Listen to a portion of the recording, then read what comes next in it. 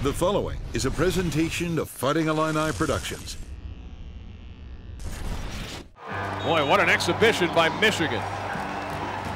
For Illinois right now, all you can do is regroup and not let this take you into the postseason, which will more than likely be the NIT. It ended tough the last couple games of the season, didn't go the way we wanted it. But we came back. We probably took a couple of days off. We went back in the gym and went hard for a couple weeks, spring training. And then, we took it from there. We ended terrible last year, of course. People know. But when you look back at everything that's happened, I think we did a good job as far as next man up mentality, because I think we dealt with a lot of stuff that a lot of programs don't really deal with when it comes to injuries and suspensions. I think we did a good job with people being ready to step up. So we don't really, I personally don't think about too much of last year. I'm worried about this year, of course, but yeah, last year I had a bad taste in my mouth, but we're ready to move on. Part of the season, part of it is finishing strong, and we'd like to finish a lot stronger, obviously, in terms of how we play the game than we did during the last two.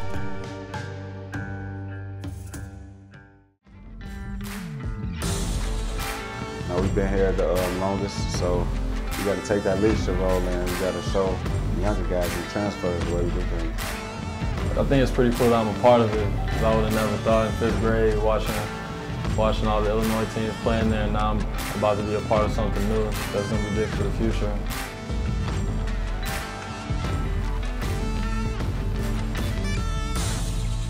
Blue Collar Orange Swag Inside Illinois Basketball is presented by Nissan. Two key players for the 2015-16 Fighting Illini basketball team are guards Malcolm Hill and Kendrick Nunn, the cornerstone of Coach Gross's first recruiting class at Illinois. One big major role was the coaches. Coach Gross recruited me from Ohio University there, and he came to Illinois with my home state school. That's what I wanted to put on for my state.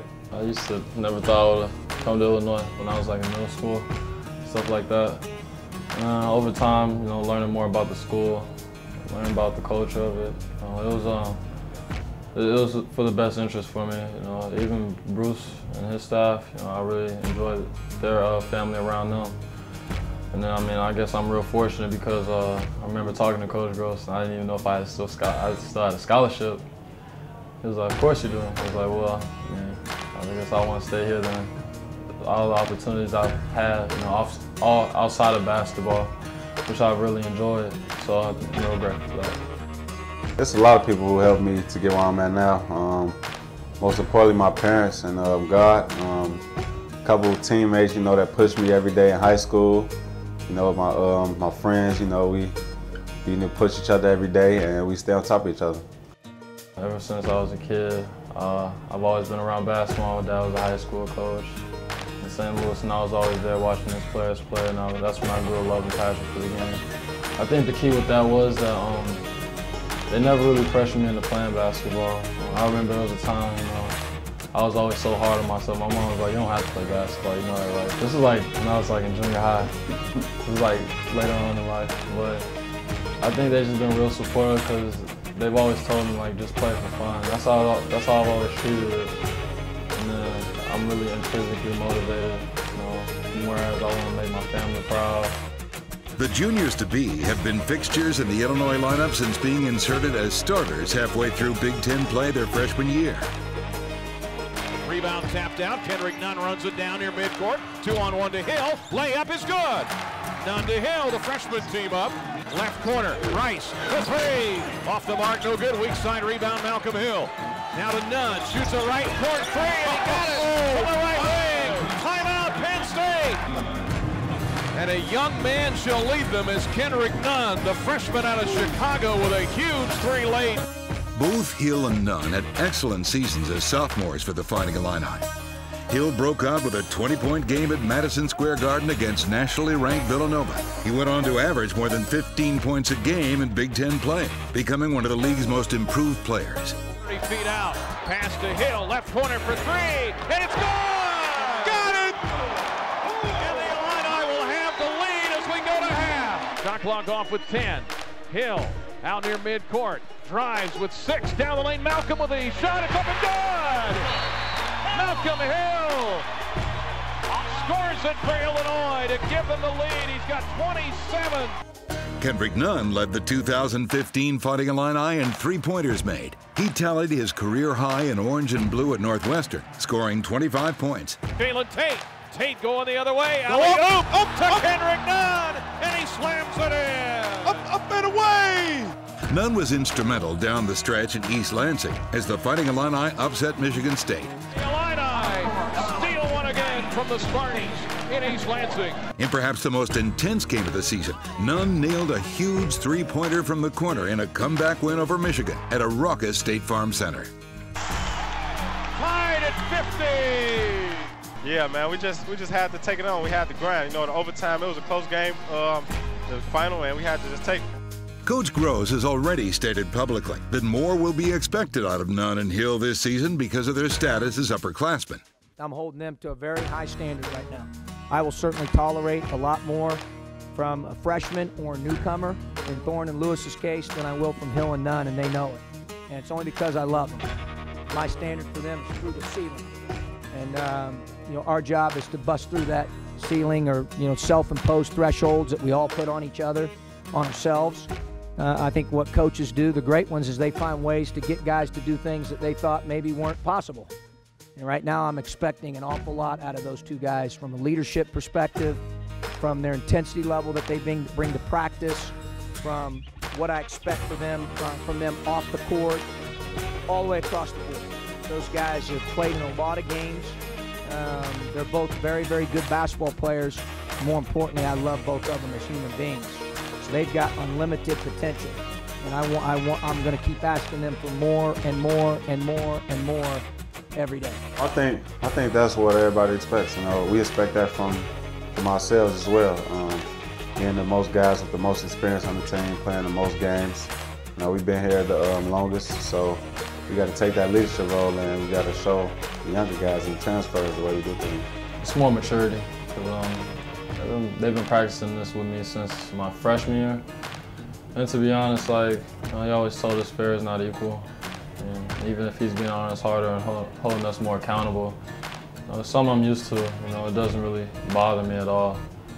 Especially if he gets on me and Ken Harder, I think we do a good job of keeping our focus, keeping our head, and I think we've been doing a better job showing leadership.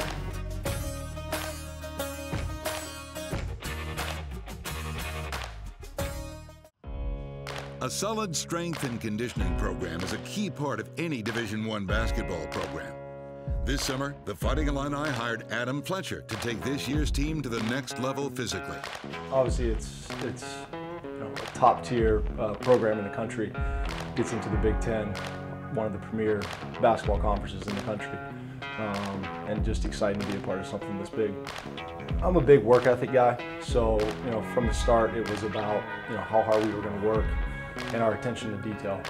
I think those two things are what you can kind of control in the weight room, on the court. Attitude, work ethic, attention to detail are all things that are controllables.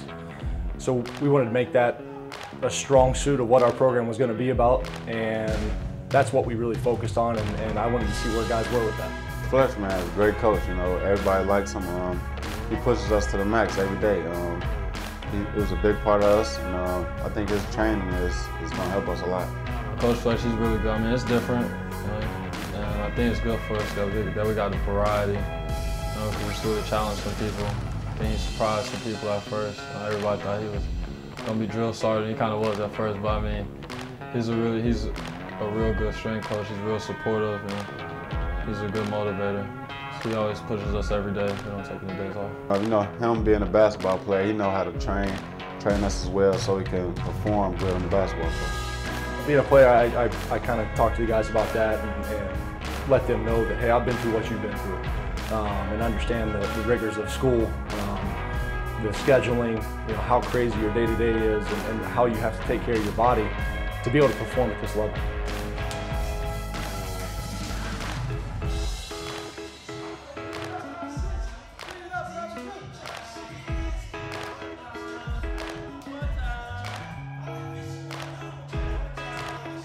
big believer in allowing the guys to kind of be themselves. Like you said, getting the work done is number one, but I want them to be able to have a good time with it. As long as we're working hard and again, our attention to detail is there and we're doing all of our sets and reps and doing it with the right technique.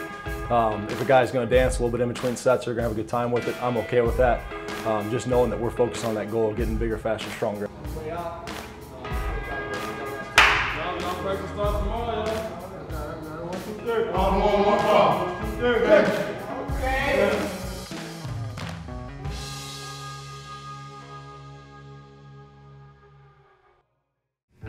Assisting in the rehab efforts of injured players is also a responsibility of the strength and conditioning coach.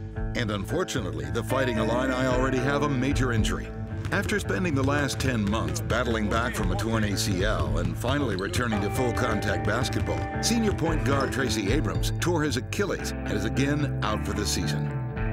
I immediately knew, like, because I walked, I took a couple steps and, like, I just knew, like, all right, something literally just happened, but I knew exactly what it was. But my first thought was instantly like, all right, you can get through whatever, because I knew, like, I could possibly be out again. So I know I got to trigger that mindset and to let my competitive spirit just flow. It's easy to get down on yourself and be hard, and just hearing everybody reach out and getting motivation and just keep pushing. And obviously, I've been facing this adversity, it's just all about how you respond to it.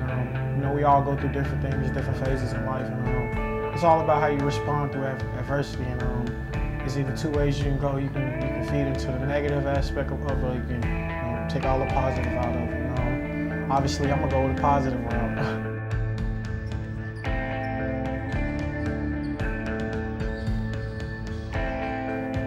My body is changing. I like where I'm at right now. So he's doing a great job with us. Definitely look forward to keep working with him.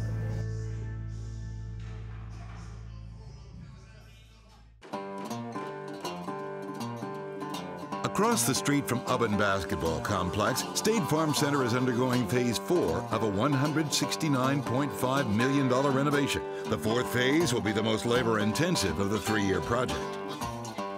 Essentially what we're doing is we ripped out the entire bowl, sections A and B level, and replaced them with new structure.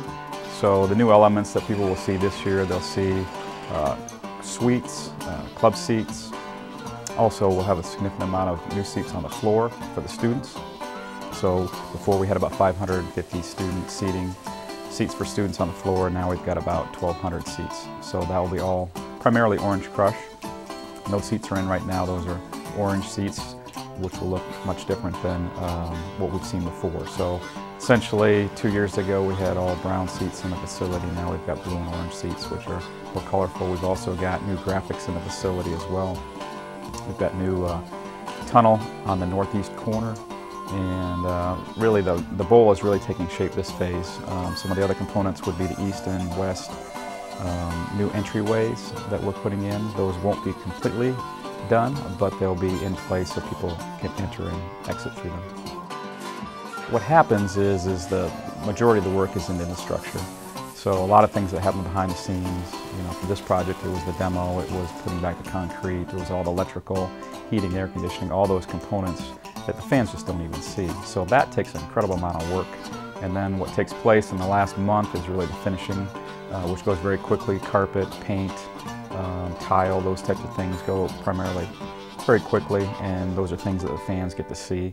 And so that's what I think people will be excited about. But having gone through this before, seeing it take shape every week, it really is not a problem that we're going to be done for the summer season. A lot of the new elements, it's really focused on fan experience. So the wider concourses up on the upper level, I think people will really appreciate that. We have new restrooms up there as well. So the fans in the 200 level will not have to go downstairs anymore. I just think there's a lot more color, there's a lot more atmosphere. I think there will be a lot of amenities as we continue through phases 5 and 6 that really help the overall experience for our fans. Yeah, State Farm progress it's been an honor, seeing from freshman year now to my junior year. They've made a lot of progress, and I'm excited for it. What I see and the way it's going to be set up, I can't wait to see the student section since it's going to be around the court. I'm really excited, and we play against a very good team, Notre Dame. for our first home game at the State Farm Center, so that should have us really fired up. I mean, I remember going to when it was Assembly Hall. I remember going there when I was a kid, watching Illinois, and to see how much has changed since then. It's pretty amazing. I think it's pretty cool that I'm a part of it, because I would have never thought in 5th grade watching all the Illinois teams playing there, and now I'm about to be a part of something new that's going to be big for the future. I think the freshmen here are lucky though, because they get to see the whole change.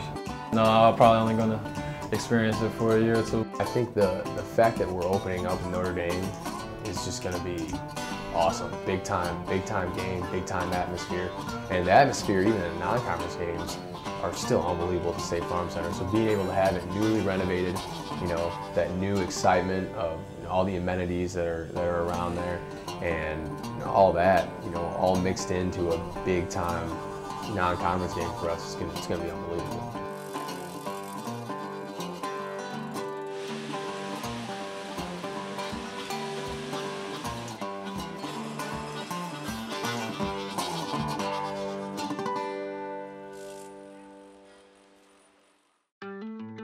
Next time on Blue Collar Orange Swag Inside Illinois Basketball, presented by Nissan.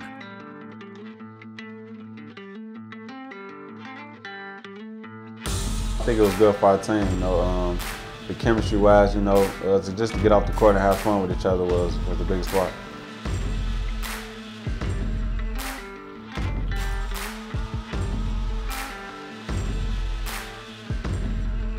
I think we got a lot out of the trip. I think we got closer as a group, and we learned a lot about each other too. So I think overall, it was a great experience for us.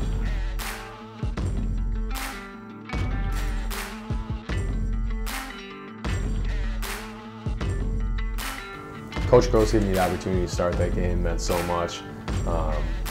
You know, I've worked hard throughout the years, and you know, there's a lot of sacrifice that goes in, you know, to being a teammate and trying to be a good teammate. So I thought that was all a culmination of it right there. And you know, that's the thing with Coach Gross is, you know, if you pay your dues and you work hard, like he's the type of guy that will always reward you.